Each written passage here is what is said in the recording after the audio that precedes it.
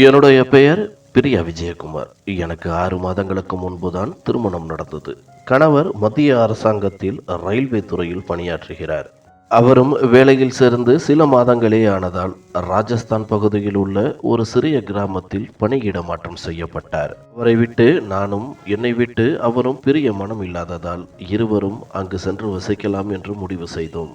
அடுத்த சில நாட்களிலேயே எங்களுக்கென்று நல்ல வீடாக பார்த்து கொண்டு அந்த கிராமத்திற்கு இடம்பெயர்ந்தோம். ஆரம்பத்தில் சற்று சிரமமாக இருந்தாலும் போக போக அனைத்தும் பழகிவிட்டது. நானும் நல்ல கணவர், அவருக்கு நல்ல வேலை என சந்தோஷமாக வாழ்க்கையை தொடங்கினேன். நாங்கள் அந்த கிராமத்திற்கு புதிது என்பதாலும், நாங்கள் வெளிமாநிலத்தை சேர்ந்தவர்கள் என்பதாலும் கிராமத்தில் உள்ளவர்களும் எங்களுக்கு நிறையவே உதவி செய்தனர். கிராமத்தில் உள்ளவர்களின் அன்பை பார்த்து நானே நெகிழ்ச்சி அடைந்தேன். அந்த அளவிற்கு பாசமாக இருந்தனர். கணவர் வேலைக்கு சென்றதும் வீட்டில் நான் தனியாகத்தான் இருப்பேன். அப்பொழுது எல்லாம் அக்கம் பக்கத்தில் உள்ள பெண்கள் தான் எனக்கு பாதுகாப்பாகவும் பேச்சு துணையாகவும் இருப்பார். ஆரம்பத்தில் அவர்களின் மொழியை புரிந்து கொள்வது கஷ்டமாக இருக்கும். இருந்தாலும் போக போக அவர்களின் மொழியையும் கற்றுக்கொண்டேன். இப்படியே 1 வருடத்தை நெருங்கிவிட்டது. கிராமத்தில் இருந்து 2 கிலோமீட்டர் தொலைவில் ஒரு சிறிய நகரமும் இருந்தது. அங்கு ஒரு தொண்டு நிறுவனமும் செயல்பட்டு வந்தது. அந்த நிறுவனத்திலிருந்து சில சமயம் நாங்கள் இருக்கும் கிராமத்திற்கு சேவை செய்வதற்காக சில ஆண்களும் பெண்களும் வருவது வழக்கம். அவர்களை பார்க்கும் பொழுது எனக்கும் ஆசை வந்தது. நாமும் இதை போல சேவை செய்ய வேண்டும் என்று. இதை பற்றி நானும் கணவரிடம் பேசினேன். வீட்டில் இருப்பதால் நிறைய நேரம் மிச்சமாக உள்ளது. அந்த நேரத்தை தொண்டு நிறுவனத்தில் சேர்ந்து ஏழை மக்களுக்கு உதவி செய்ய வேண்டும் என்ற ஆசையை கணவரிடம் கூற அவரும் மகிழ்ச்சியாக சம்மதித்தார். கணவரே அங்கிருந்த ஆட்களிடம் கூறி என்னை அந்த தொண்டு நிறுவனத்தில் சேர்த்தும் விட்டார். எங்களின் அர்ப்பணிப்பு குணத்தை பார்த்த நிறுவனத்தில் உள்ளவர்கள் என்னையையும் எனது கணவரையும் பாராட்டவும் செய்தனர். நானும் அவர்களுடன் இணைந்து சேவை செய்ய ஆரம்பித்தேன். அப்பொழுதெல்லாம் எனக்கு தனி சந்தோஷமே கிடைத்தது என்பது உண்மைதான். எங்களின் வீட்டருகே நிறைய வீடுகள் இருந்தது. அதில் ஒரு வீட்டில் ஒரு இளம் பெண்ணும் வசித்து வந்தாள். அவளின் பெயர் சீமா. அவள் பார்ப்பதற்கு அவ்வளவு அழகாக இருப்பாள். ஆனால் ஏனோ தெரியவில்லை, இறைவன் அவளுக்கு வாய் பேச முடியாமலும் காதுகள் கேட்காமலும் குறைகளோடு படைத்திருந்தான். அவளை நான் சில முறை பார்த்ததுண்டு. அப்பொழுதெல்லாம் அவள் சைகையால் நலம் விசாரிப்பாள். அப்பொழுதெல்லாம் எனக்கு சந்தோஷமாகவே இருக்கும். ஆனாலும் மனதிற்குள் கவலையாகவும் இருக்கும். இவ்வளவு அழகான பெண்ணை இறைவன் குறைகளோடு படைத்து விட்டானே என்று. அவள் தனது தகப்பனோடு வசித்து வந்தாள். அந்த வீட்டில் இருவரை தவிர வேறு யாரும் இல்லை. அவர்கள் அந்த கிராமத்திற்கு வந்து சில வருடங்கள் தான் ஆகிறது. அந்த கிராமத்தில் பழக்க வழக்கங்கள் சற்று வித்தியாசமாகவே இருக்கும். பெண் பிள்ளைகளை அதிகமாக படிக்க வைப்பதில்லை. அது மட்டுமல்ல, அவர்களை வெளியில் அனுப்புவதும் இல்லை. அதற்கு சீமாவும் விதிவிலக்கல்ல. எப்பொழுதும் அவளை வீட்டின் உள்ளேயே அடைத்து வைத்திருந்தார் அவரது அப்பா. அந்த கிராமத்தில் சில நூற்றாண்டுகளுக்கு முன்பு வரை வேறு மாதிரியாக இருந்தது. பெண் பிள்ளைகளை பெற்றுக்கொள்வதே பாவமாக நினைத்து இருந்தார்கள். அதை பார்க்கும் பொழுது இப்பொழுது உள்ள காலகட்டம் எவ்வளவோ மேல். நாட்களும் கடந்தது. ஒரு நாள் சீமாவின் அப்பா இறந்து விட்டதாக கிராமத்தில் செய்தி பரவியது. நானும் பதறிப்போய் அவளின் வீட்டிற்கு சென்றேன். என்னை போல நிறைய பெண்களும் கூடியிருந்தனர். அவர்கள் அனைவரும் சீமாவிற்கு ஆறுதல் கூறிக்கொண்டிருந்தனர். நானும் எனது பங்கிற்கு அவளின் கைகளை பிடித்து ஆறுதல் கூறினேன். நாங்கள் கவனித்தவரை சீமா வேறு மாதிரியாக இருந்தாள். அவள் மிகவும் அமைதியாக அமர்ந்திருந்தாள். அப்பா இறந்து போன சோகம் அவளின் கண்களில் தெரியவில்லை. மாறாக எதையோ யோசித்து கொண்டிருப்பதை போலவே தோன்றியது. நாங்களும் அவளுக்கு துக்கம் தாங்க முடியாமல் அப்படி இருக்கின்றாளோ என நினைத்தோம். கிராமத்தில் உள்ள சில பெண்களும் சீமாவை அழுகும்படி வற்புறுத்தி கொண்டிருந்தனர். அவளும் பைத்தியம் பிடித்தாற் போல எதையோ பார்த்து கொண்டிருந்தாள். எங்கள் அனைவருக்கும் இருந்த ஒரே கவலை, இதன் பிறகு சீமாவின் வாழ்க்கை என்ன ஆகும் என்பதே. இது குறித்து அங்கிருந்த பெரியவர்களும் பேச ஆரம்பித்தனர். கிராமத்தில் உள்ளவர்களே பணம் சேர்த்து சீமாவை ஒரு நல்ல குடும்பத்திற்கு திருமணம் செய்து கொடுத்து விடலாம் என்று. பிறகு சீமாவின் அப்பாவின் இறுதி ஊர்வலத்திற்கு தயார் செய்யப்பட்டது. சிறிது நேரத்தில் சீமாவின் அப்பாவின் உடலை அங்கிருந்து எடுத்துச் சென்றனர். அப்பொழுதும் கூட சீமா அழாமல் எதையோ விரித்து பார்த்து கொண்டிருந்தார். எங்களுக்கும் ஆச்சரியமாகத்தான் இருந்தது. பெற்ற தகப்பன் இறுதியாக செல்லும் பொழுது கூட ஒரு துளி கண்ணீர் கூட வரவில்லையே என்று. அவர்கள் சென்ற சில நிமிடங்களிலேயே சீமா மயக்கத்தில் சரிந்து விழுந்தாள். அங்கிருந்த பெண்கள் அனைவரும் பதறிப்போய் அவளின் முகத்தில் தண்ணீர் தெளித்து பார்த்தோம். அப்பொழுதும் அவள் எழவில்லை. எங்களுக்கு இன்னும் பயம் அதிகமானது. உடனடியாக ஒரு வண்டியை பிடித்து கொண்டு நானும் மற்ற பெண்களும் சீமாவை பக்கத்து நகரில் உள்ள ஒரு மருத்துவமனைக்கு அழைத்து சென்றோம். அங்கிருந்த மருத்துவர்கள் அவருக்கு தேவையான சிகிச்சையை மேற்கொண்டனர். சிறிது நேரத்தில் அவளின் மயக்கம் தெளிந்து சகஜ நிலைமைக்கும் திரும்பினாள். ஆனால் எங்களுக்கு இன்னும் ஒரு அதிர்ச்சியான தகவல் காத்திருந்தது. மருத்துவர் எங்களிடம் அவள் 3 மாத காலம் கர்ப்பமாக உள்ளாள் என்ற செய்தியை தெரிவித்தனர். அதை கேட்டு நாங்கள் அனைவரும் அதிர்ந்து நின்றோம். ஏனெனில் அவளுக்கு இப்பொழுதுதான் 17 வயது இருக்கும். அது மட்டுமல்லாது அவளுக்கு இன்னும் திருமணம் கூட ஆகவில்லை. அப்படி இருக்க இது எப்படி சாத்தியம் என்று குழம்பி போனோம். பிறகு அவளை கிராமத்திற்கும் அழைத்து வந்தோம். இந்த விஷயம் மெல்ல மெல்ல கிராமம் முழுவதும் பரவத் தொடங்கியது. நிறைய பேர் சீமாவிடம் இதற்கு யார் காரணம் என்று கேட்டுக்கொண்டிருந்தனர். ஆனால் அவள் அதை பற்றி எதுவுமே வாய் திறக்கவில்லை. நானும் அவளிடம் தனியாக அழைத்து அதை பற்றி கேட்டேன். என்னிடம் கூட அவள் எதுவும் கூறவில்லை. ஒரு சில நாட்கள் வரை அவள் வீட்டில் தனியாகத்தான் இருந்தாள். அவளின் மேல் எனக்கு இன்னும் பரிதாபம் வர ஆரம்பித்தது. நானும் மனம் கேட்காமல் நான் சமைத்த உணவுகளை அவளுக்கு கொடுத்து விட்டு வருவேன். அப்பொழுதும் கூட என்னிடம் அவள் எதுவும் கூற விரும்பவில்லை. அவள் உடலாலும் மனதாலும் சோர்வாக காணப்பட்டாள். ஆனால் கிராமத்தில் உள்ள மக்களின் மனம் வேறு மாதிரியாக இருந்தது. முன்பெல்லாம் அவளை பரிதாபத்தோடு பார்த்த கண்கள் இப்பொழுது எல்லாம் கோபமாக பார்க்க தொடங்கின. திருமணத்திற்கு முன்பே இப்படி ஒரு காரியத்தை செய்து விட்டாளே என்ற கோபம் மட்டுமே அவர்களிடம் இருந்தது. ஒரு கட்டத்தில் அங்கிருந்த கிராம மக்கள் அனைவரும் ஒன்றாக சேர்ந்து சீமாவை தண்டிக்க நினைத்தனர். அவர்கள் அவளிடம் உடனடியாக இந்த கிராமத்தை விட்டு சென்றுவிடு. உன்னை பார்த்து எங்களது பிள்ளைகளும் கெட்டு போய்விடும். நீ செல்லவில்லை என்றால் உன்னை இங்கேயே அடித்து கொன்று விடுவோம் என்று அவளின் வீட்டின் முன்னால் கூச்சலிட்டு கொண்டிருந்தனர். அவள் இப்படி செய்ததால் தங்களின் கிராமத்திற்கு களங்கம் உண்டானதாக நினைத்தனர். நானும் அப்பொழுது அங்குதான் இருந்தேன். கிராமத்தில் உள்ள மக்களின் நிலையை பார்த்து எனக்கு கோபமாகத்தான் வந்தது. கிராமத்தில் உள்ளவர்கள் ஏன் இப்படி திடீரென மாறி போனார்கள் என்று நானும் எவ்வளவோ அங்கிருந்த பெண்களிடம் சொல்லி பார்த்தேன். ஆனால் யாருமே புரிந்து கொள்ளும் மனநிலையில் இல்லை. சீமாவை கிராமத்திலிருந்து துரத்தி அடிப்பதிலேயே குறியாக இருந்தனர். எனக்கும் என்ன செய்வதென்று புரியவில்லை. நானும் ஒரு முடிவெடுத்தவளாக நான் பணிபுரியும் தொண்டு நிறுவனத்திடம் தகவல் தெரிவிக்க அவர்களும் சிறிது நேரத்தில் வந்து சேர்ந்தனர். பிறகு சீமாவையும் அங்கிருந்து பாதுகாப்பாக தங்களுடன் அழைத்து சென்றனர். எனக்கும் அப்பொழுதுதான் சற்று நிம்மதியாக இருந்தது. சீமா நல்ல இடத்தில் பாதுகாப்பாக இருப்பாள் என்று. நானும் அங்கேயே வேலை பார்த்து கொண்டிருந்ததால் வேலை நேரம் போக சீமாவையும் நன்றாக கவனித்து கொண்டேன். அவளுக்கு தேவையான அனைத்து உதவிகளையும் செய்து வந்தேன். ஆனாலும் மனதிற்குள் ஒரு கவலை மட்டுமே இருந்து கொண்டிருந்தது.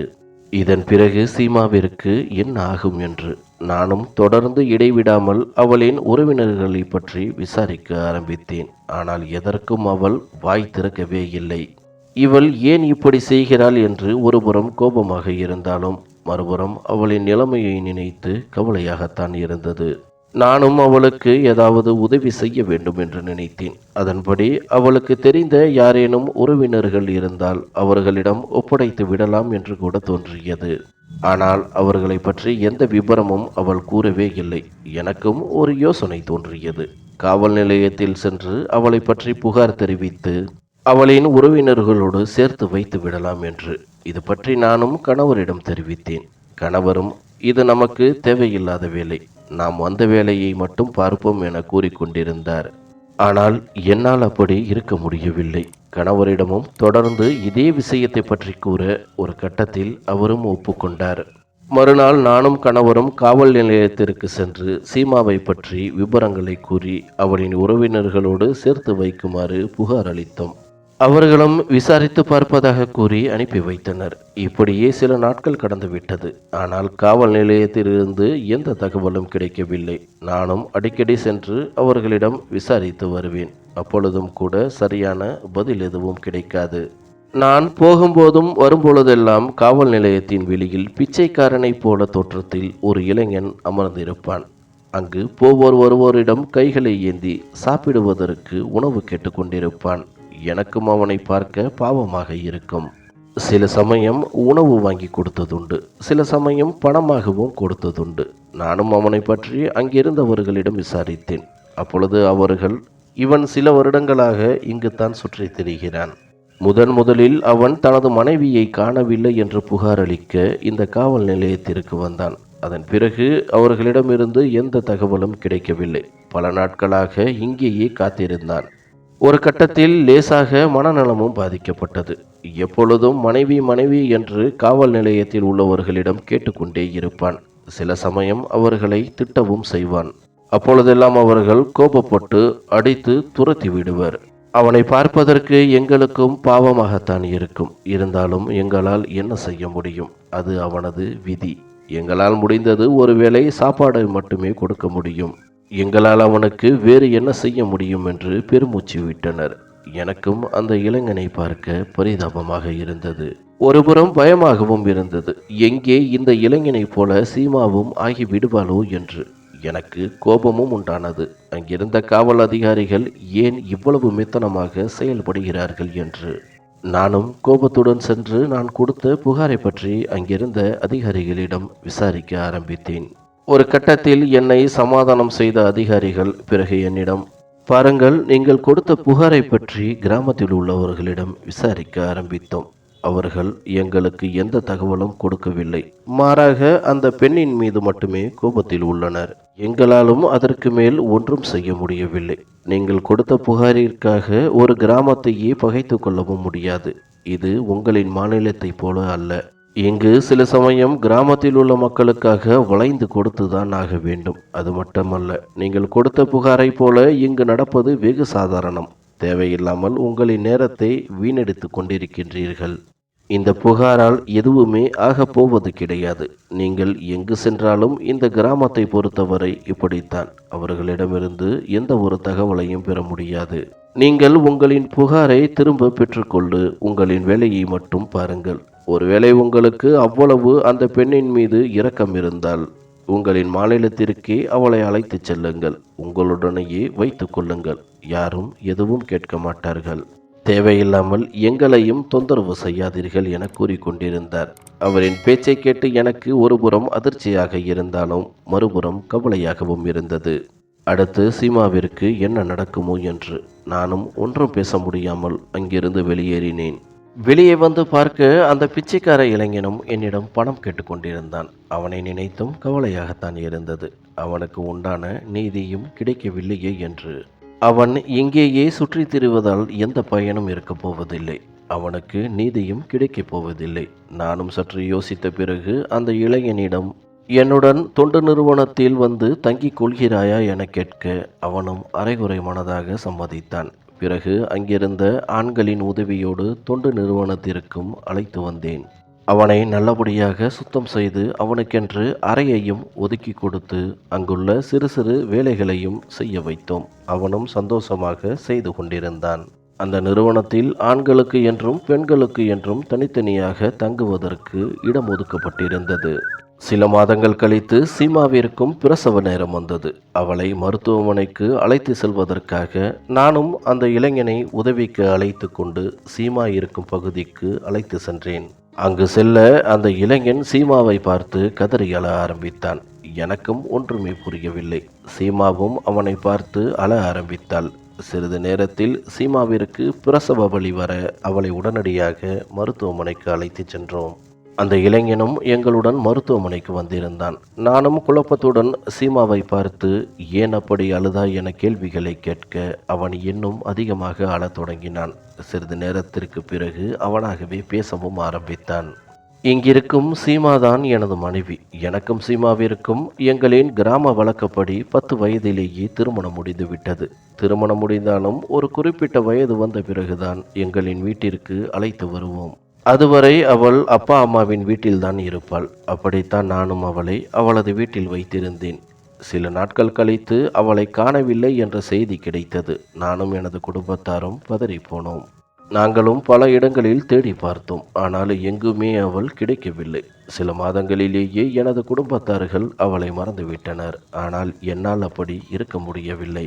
அவள் எனது மனைவியான பிறகு எப்படி அவளை மறக்க முடியும்? சிறுவயதாக இருந்தாலும் என் மனதில் அவள் ஆழமாக பதிந்து விட்டாள். அதன் பிறகுதான் அவளை நான் தேட ஆரம்பித்தேன். எவ்வளவோ இடங்களில் தேடி பார்த்தேன். எங்கும் கிடைக்கவில்லை. கடைசியாகத்தான் காவல் நிலையத்திற்கு சென்று புகார் அளித்தேன். அங்கும் எனக்கு எந்த பதிலும் கிடைக்கவில்லை. அவளை என்றாவது ஒரு நாள் பார்த்துவிட மாட்டோமோ என்று ஏங்கிக் கொண்டிருந்தேன். ஆனால் அவளை இந்த கோலத்தில் பார்ப்பேன் என்று நினைக்கவில்லை என்று கூறி கதறி அழுது கொண்டிருந்தான். பிறகு அவன் என்னிடம், சீமாவை நீங்கள் எங்கிருந்து அழைத்து வந்தீர்கள் என்ற விபரத்தை கேட்க நானும் அவனுக்கு அனைத்து விபரங்களையும் கூறினேன். அதை கேட்டு அவனும் அதிர்ச்சி அடைந்து மீண்டும் அழ ஆரம்பித்தான். சிறிது நேரத்தில் சீமாவிற்கும் ஆண் குழந்தை ஒன்று பிறந்தது. பிறகு நானும் அந்த இளைஞனும் சீமாவிடம் சென்று விசாரிக்க ஆரம்பித்தோம். அந்த இளைஞனும் சீமாவை பார்த்து அழுது கொண்டிருந்தான். சீமாவிற்கு வாய் பேச முடியாததால் தன்னால் முடிந்த அளவிற்கு செய்கைகளிலே செய்து அந்த இளைஞனுக்கு புரிய வைக்க முயற்சி செய்து கொண்டிருந்தாள்.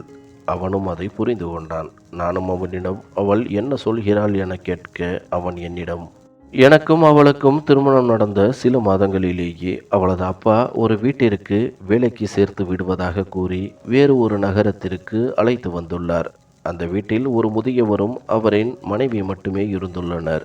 ஆரம்பத்தில் எல்லாம் நன்றாகத்தான் இருந்துள்ளது. பிறகு ஒரு நாள் அந்த முதியவரின் மனைவி இறந்து விட்டார். அதன் பிறகுதான் அனைத்தும் மாறத் தொடங்கியுள்ளது. சில நாட்கள் கழித்து சீமாவின் அப்பாவை அழைத்த அந்த முதியவர் சீமாவை தானே திருமணம் செய்து கொள்வதாகவும் அதற்கு நிறைய பணம் தருவதாகவும் அவரிடம் ஆசை வார்த்தை கூறியுள்ளார். பணத்தை பார்த்ததும் சீமாவின் அப்பாவும் சரி என சம்மதித்து பணத்தை வாங்கி கொண்டு சீமாவை அங்கேயே விட்டு வந்துள்ளார். அந்த பெரியவரும் சீமாவை அழைத்து கொண்டு நீங்கள் குடியேறிய அதே கிராமத்திற்கு சில வருடங்களுக்கு முன்பு குடியேறி உள்ளார். அதன் பிறகுதான் அவளை வீட்டினுள் அடைத்து வைத்து சித்திரவதை செய்ய ஆரம்பித்துள்ளார். ஒரு கட்டத்தில் அவளிடம் தவறாகவும் நடந்து கொண்டுள்ளார். வெளியில் சொன்னால் கொன்று விடுவேன் என மிரட்டியும் உள்ளார். இதில் அவள் பயந்து போய் யாரிடமும் எதுவும் சொல்லவில்லை. பிறகுதான் அந்த முதியவரும் இறந்து போக அவளும் கர்ப்பமாக இருக்கும் விஷயம் வெளியில் தெரிந்துள்ளது. அதன் பிறகுதான் நீங்களும் அவளை கண்டுபிடித்து உள்ளீர்கள் என சீமா சொன்ன அனைத்து விஷயங்களையும் என்னிடம் கூறிக்கொண்டிருந்தான். இதை கேட்டு நான் அதிர்ச்சி அடைந்தேன். இந்த சிறு வயதில் இவளுக்கு இவ்வளவு கொடுமைகள் நடந்து விட்டதே என வேதனையாகவும் அடைந்தேன். பிறகு சீமாவின் குடும்பத்தினரை பற்றி விசாரிக்க ஆரம்பித்தேன். அவனும் என்னிடம், சீமாவின் குடும்பம் எங்கள் கிராமத்தை சேர்ந்தவர்கள்தான். சீமாவின் அப்பா பல வருடங்களுக்கு முன்பே இறந்து விட்டார். அவரின் அம்மா மட்டுமே இப்பொழுது உயிருடன் உள்ளார். அவரும் உடல்நிலை சரியில்லாமல் தான் உள்ளார். சீமாவின் அம்மாவிற்கு தெரியாது அவரது கணவன்தான் அவளை விற்று விட்டான் என்று. சீமா கிடைத்ததை அறிந்தால் அவர் மிகவும் சந்தோஷப்படுவார் என்றான். பிறகு அந்த இளைஞனும் சீமாவின் கையில் இருந்த குழந்தையை வாங்கி கொஞ்ச ஆரம்பித்தான். சீமாவிற்கும் ஆறுதல் கூறினான். அவளும் ஆறுதல் அடைந்து வெகு நேரமாக அவனை பார்த்து அழுது கொண்டிருந்தாள். பிறகு அந்த இளைஞனும் என்னிடம், இனிமேல் நான் சீமாவை நல்லபடியாக பார்த்து கொள்கிறேன். அவளை பற்றி நீங்கள் கவலைப்பட வேண்டாம். இந்த குழந்தையை பற்றியும் கவலைப்பட வேண்டாம். இன்று முதல் இது என்னுடைய குழந்தைதான். இவள் என் வாழ்க்கையில் கிடைத்த பொக்கிஷம். இவளை மீண்டும் தவற விடுவதற்கு நான் தயாராக இல்லை. இனிமேல் என் வாழ்க்கையில் எதுவாக இருந்தாலும் இவளோடுதான். இனிமேல் இவளுக்கு எந்த கஷ்டமும் வராமல் நான் பார்த்து கொள்கிறேன் என்று என்னிடம் உறுதியளித்தான். எனக்கும் சீமாவை நினைத்து நிம்மதியாகவும் அதே நேரம் அந்த இளைஞனை நினைத்து பெருமையாகவும் இருந்தது. உண்மையில் இதை போல பெண்ணுக்கு வாழ்வு கொடுப்பது என்றால் அதற்கென்று ஒரு மனமே வேண்டும். அது அவனிடம் நிறையவே இருந்தது. அதற்கு காரணம் அவன் அவளின் மேல் வைத்த அன்புதான். சீமாவிடமும் இதை பற்றி கேட்க அவளும் முழு மனதாக சம்மதித்து அவனை ஏற்றுக்கொண்டாள். குழந்தையை பற்றியும் அது யாருக்கு பிறந்தது என்பதை பற்றியும் இருவருமே கவலைப்படவில்லை. தனது சொந்த குழந்தையாகவே ஏற்றுக்கொண்டனர். பிறகு சில நாட்கள் வரை அதே ஆசிரமத்தில் தான் தங்கியிருந்தனர். பிறகு எனது கணவருக்கும் சொந்த மாநிலத்திற்கு பணி நியமனம் வழங்கப்பட்டது. நானும் சீமாவின் குடும்பத்திற்கு உதவி செய்ய நினைத்தேன். இதை பற்றி கணவரிடம் கேட்க அவரும் சந்தோஷத்துடன் சம்மதித்தார். பிறகு சீமாவையும் அவளது கணவனையும் வீட்டிற்கு அழைத்து எங்களிடமிருந்த கொஞ்சம் பணத்தையும் அவர்களிடம் கொடுத்தோம். ஆரம்பத்தில் இருவருமே வேண்டாம் என்று மறுத்துவிட்டனர். பிறகு வலுக்கட்டாயமாக அவர்களிடம் கொடுத்து, ஏதேனும் நகரத்திற்கு சென்று தொழில் தொடங்கி பிழைத்து கொள்ளுங்கள், குழந்தையையும் நல்லபடியாக பார்த்து கொள்ளுங்கள், எப்பொழுதாவது எங்கள் மாநிலத்திற்கு வர நேர்ந்தால் கண்டிப்பாக எங்களின் வீட்டிற்கு வர வேண்டும். உங்களுக்கு ஏதேனும் உதவிகள் தேவைப்பட்டாலும் தயங்காமல் எங்களிடம் கேட்க வேண்டும். நான் உனக்கு ஒரு அக்காவைப் போல, எதற்கும் கவலைப்படாதே என எங்களின் வீட்டு முகவரியையும் எங்களிடமிருந்த பணத்தையும் கொடுத்தோம். இதை கேட்ட சீமாவும் அவளது கணவரும் எங்களின் பாசத்தை நினைத்து கண் கலங்கினர். சீமாவும் எனது காலில் விழுந்து ஆசீர்வாதம் வாங்கி கொண்டாள். நானும் மனதார அவள் நன்றாக இருக்க வேண்டும் என்று கடவுளிடம் பிரார்த்தித்து கொண்டேன். நாங்களும் சில நாட்களிலேயே அந்த கிராமத்தை விட்டு வெளியேறினோம். அங்கிருந்த மக்களும் எங்களுக்கு பிரியாவிடை கொடுத்து அனுப்பி வைத்தனர். சொந்த மாநிலத்தில் எங்களின் வாழ்க்கையும் சந்தோஷமாக தொடங்கியது.